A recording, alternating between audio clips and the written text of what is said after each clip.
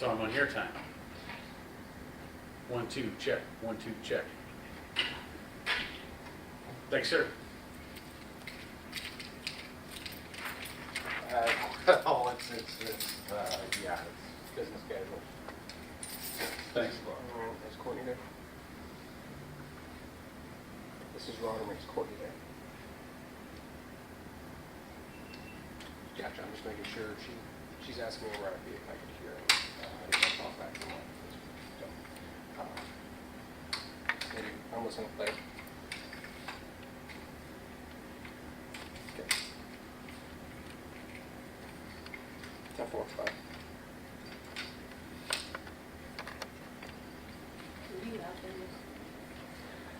Well, I was, but I'm not seeing an address on this. That is something I'm bringing up. Because that's all of our footage. There's no cops in these documents. That you would have to talk to Steve about. I suppose it would be, now that I actually think about it. Oh, yeah.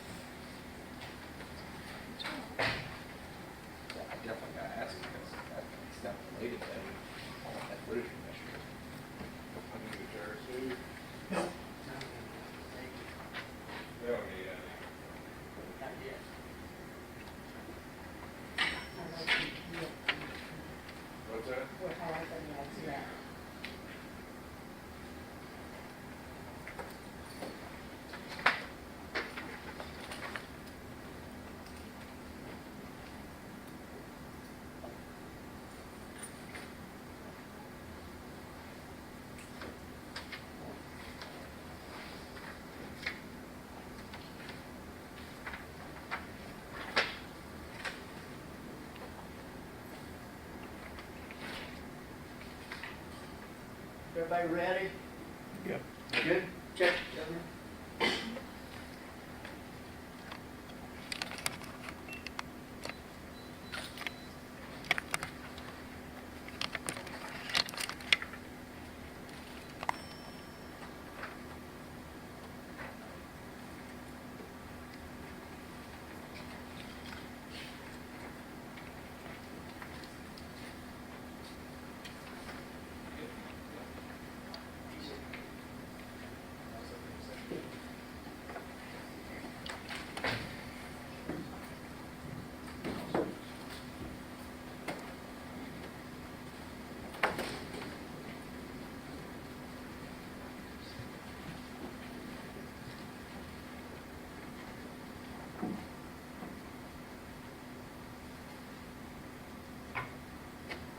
Everybody ready?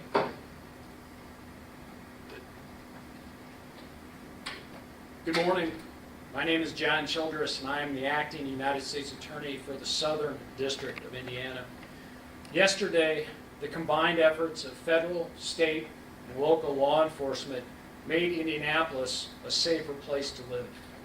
We are safer today than we were yesterday, because today there are 35 fewer guns in the hands of criminals. Today there is less fentanyl available to kill our citizens.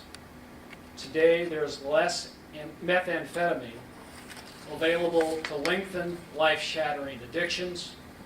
Today there's less cocaine and marijuana to fuel an ongoing violent drug trade, and today people who would profit from the addictions of their fellow citizens and kill others to do so are in custody. Specifically, following the execution of 15 search warrants, 35 crime guns, 14 pounds of methamphetamine, 1.75 kilograms of fentanyl, 6 ounces of cocaine, 30 pounds of marijuana were seized as a result of Operation Curtain Call. As a result, 17 federal defendants were arrested and $70,000 in United States currency was seized. I am joined today by Special Agent in Charge Paul Keenan of the FBI, Assistant Special Agent in Charge Michael Gannon of the DEA, Deputy Chief Craig McCart of the Indianapolis Metropolitan Police Department, United States Postal Inspector Jonathan Rogowski, and Lieutenant John Watson of the Indiana State Police. Operation Curtain Call targeted an Indianapolis drug trafficking organization led by Jason Betts. In January and February of this year, the FBI developed confidential information regarding Betts that in turn led to court-authorized wire and electronic surveillance of Betts' cell phones. Information gathered during that surveillance was in turn used to conduct additional court-authorized surveillance of cell phones used by Betts' co-conspirators. It quickly became clear that Betts received 100-pound quantities of methamphetamine and large quantities of fentanyl from sources outside Indianapolis, and in turn distributed those drugs to the Indianapolis area. Betts was aided by among others, his principal lieutenants, Montez and Richard Wells. Our office's indictment charges 19 individual defendants with drug conspiracy and related charges.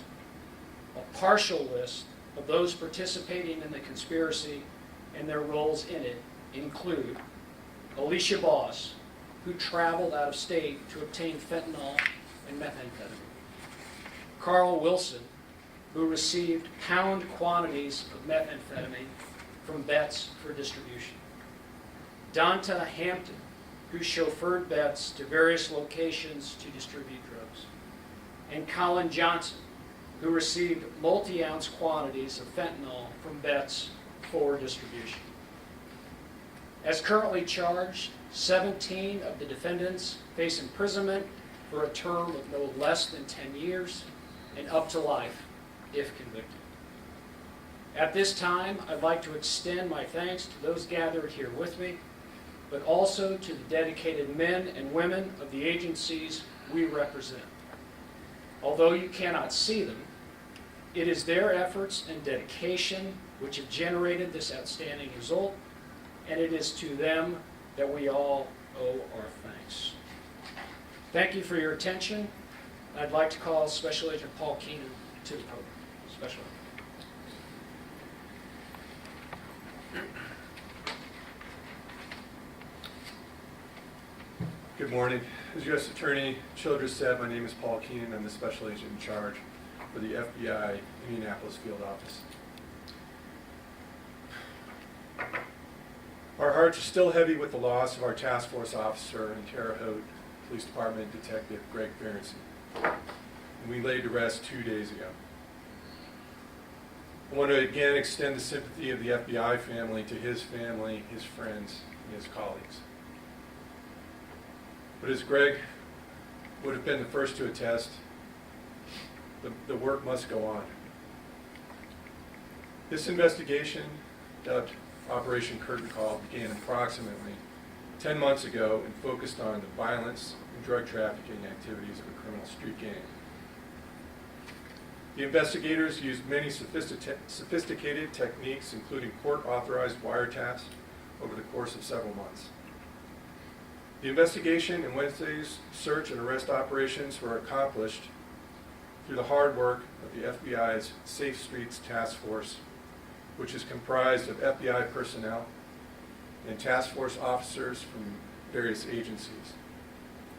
The operation on Wednesday was done with the assistance of FBI Cincinnati, FBI Louisville, FBI Las Vegas, the Drug Enforcement Administration, Postal Inspection Service, Indiana State Police, IMPD, Marion County Sheriff's Office, and the Fishers Police Department.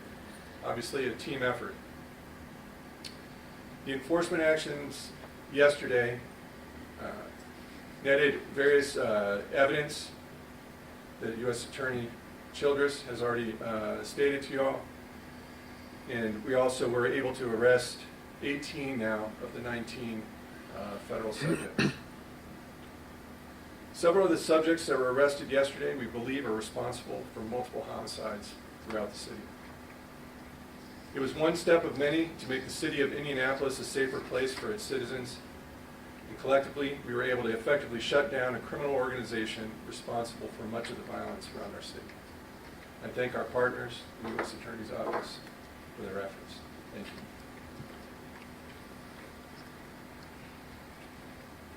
I'd next like to invite Deputy Chief Craig McCart of IMPD to the board. Deputy Chief. Good morning.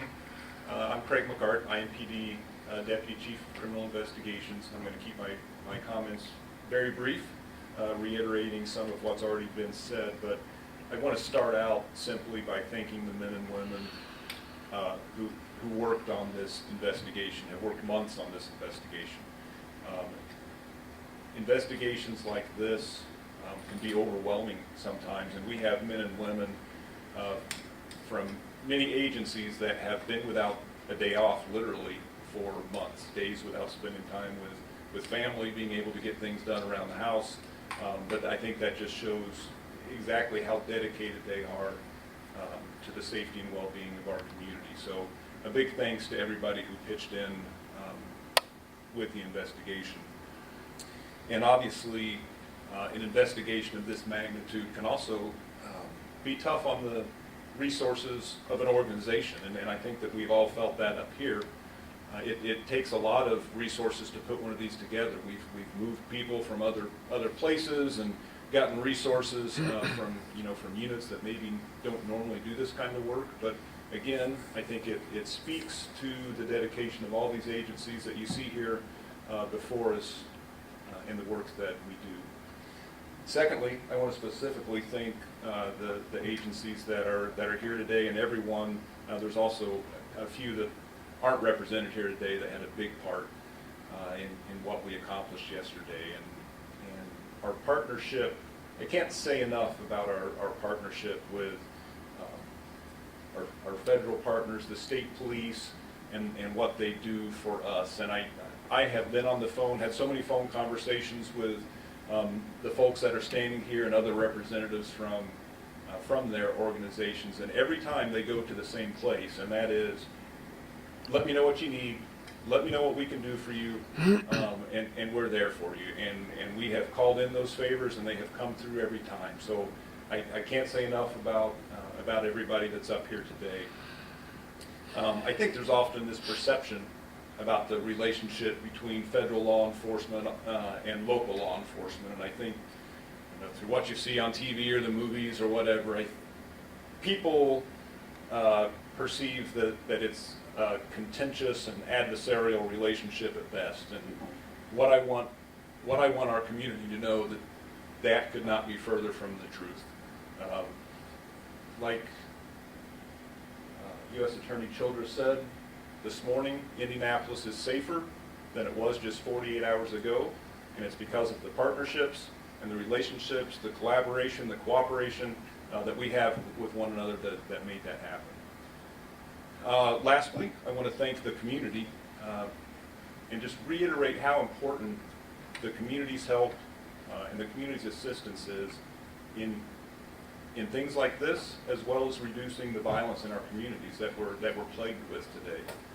And I always take every opportunity I have to remind them that we need to know what you know. We need to know about the incidents of violence that maybe you have witnessed or heard about. We need to know about the people that are involved in perpetrating that violence, because we want to interrupt that cycle of violence. We want to reduce that violence, and when we need to, we want to hold those responsible and accountable that are perpetrating the violence. So please continue to work with us. With what you do, it allows us to do together what we do to make Indianapolis safer. So thank you.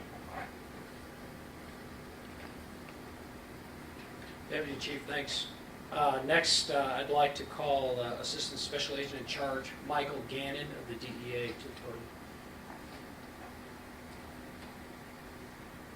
Good morning. Thank you, U.S. Attorney Childress. I'd like to take a moment here just to acknowledge the outstanding work that was done in this investigation by the U.S. Attorney's Office, and specifically Assistant United States Attorney Brad Blackington. Thank you for the exceptional work. I'd also like to thank our federal partners, the FBI, who led this investigation, and our state and local partners who greatly assisted with this investigation. They did an outstanding job, so thank you, and thank you for the partnership. I'm not going to get into talking about the statistics that have already been mentioned, but I'd like to take a moment here just to talk about the fentanyl that was seized in this investigation. And what we're looking at right now is alarming numbers of overdoses throughout the whole country. And if you look at statistics that happened for 2020 from the CDC, 92,000 people a year are dying because of a drug overdose. If you look further into those statistics, almost 68,000 people a year are dying because of an opioid overdose. If you put in perspective the fentanyl that was seized in this investigation, 1.75 kilograms, when you look at what a kilogram of fentanyl is, that's enough fatal dosage units to kill 500,000 people, a kilogram of fentanyl that was seized and taken off the streets. That would have been out on the streets in Indianapolis, so it's an outstanding job. When you think about fentanyl as well, 2 milligrams of fentanyl is a lethal dosage unit. So incredible job getting that stuff off the streets. We need people, as the Deputy Chief mentioned earlier, we need people to come forward, encourage people to stop using drugs so we can fight the abuse of drug addiction. We also are going to enjoy working investigations that have people that are violent and putting poison out on our street and holding them accountable. So the DEA will remain committed to working with our state, local, and federal partners to do that. And this is exactly what happened in this investigation. So thank you very much.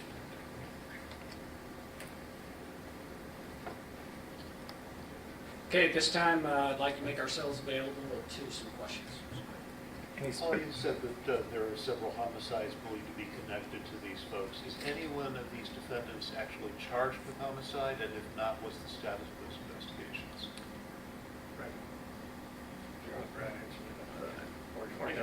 Yeah, currently in the federal case, there are no defendants charged with homicide offenses. That doesn't obviously exclude the real possibility of follow-on investigation from the people that are charged, and also the people who may be collaterally involved in the charged criminal conduct. Can you tell us the number of homicides that are linked to this case? Do you have that information? No, I don't. Approximately. It's still a work in progress. We're working through interviews and things like that right now. But we believe that there will be some charges that come out of that. Chief, just to clarify, I assume there's no state charges at this point either. Currently, that's correct, yes. 2017, you guys raided Richard Grundy. Any of these guys suspects in this case in any way connected to the former Grundy crew, or did they just fill the void left by his absence? So I'm not going to comment at this time, for obvious reasons, about connections that may or may not come out at trial. I will say that it's not uncommon for drug trafficking organizations to have some overlap, and for a case not to completely encompass all the people that law enforcement may have information about. So it is literally an ongoing and successive effort. Chief McCart, if you could step to the mic for us. Obviously, you've been around long enough to know that when these groups are taken down, there's somebody just waiting to take over their territory. What do you say to the future groups just like this that are doing this type of business in our city. Well, and sometimes you're right. But I think the important things about operations like this, it serves as an example of how seriously we take this kind of conduct, and it tells those out there that might be waiting in the wings to come in that we're not going to tolerate it in Indianapolis, and this is what you've got to look forward to if that's what you choose to do. And you mentioned that, you know, you want people to know at home that you need to know what they know. And that's probably one of your biggest hurdles, is getting people to talk to you because they're afraid sometimes in their own community. How do you get that door open? You know, I think that we have, I mean, and that's very true as well. I mean, we know that sometimes the community is afraid to come forward because of potential retaliation or something like that. And the one thing that I would say is I think those instances are more rare than people think frequently, although certainly we're not naive enough to think that they don't happen. But we are willing to work with the community, and we don't need to take the statements in the middle of the crowd right there at the homicide scene. I mean, we want to give them the opportunity. We can do it away from everybody. We have victim and witness assistance funds that we can use to temporarily, safely house those who might come forward and help. And so we will do anything we can to work with the community to make it easier for them to come to us and to give us the information that they have. And the community is really starting to respond and do that, and we thank them for that because it's making a huge difference every day in the cases that we investigate. Is there any way to tell how big of a part that this ring played in the general distribution of methamphetamine in the central Indiana area? I can't offer numbers, but I can offer the real conclusion that it was significant. When you talk about 100 pounds of methamphetamine, when you talk about kilograms of fentanyl, that's a large organization. That's a large, connected, and efficient organization. And of course, I don't mean that in a complimentary fashion. I mean that in the threat that it poses to the rest of us. So this is indeed a significant step forward in addressing those dangerous large organizations. And are you able to make any ties to that connection above that and to where it's coming from, and in order to get that under control?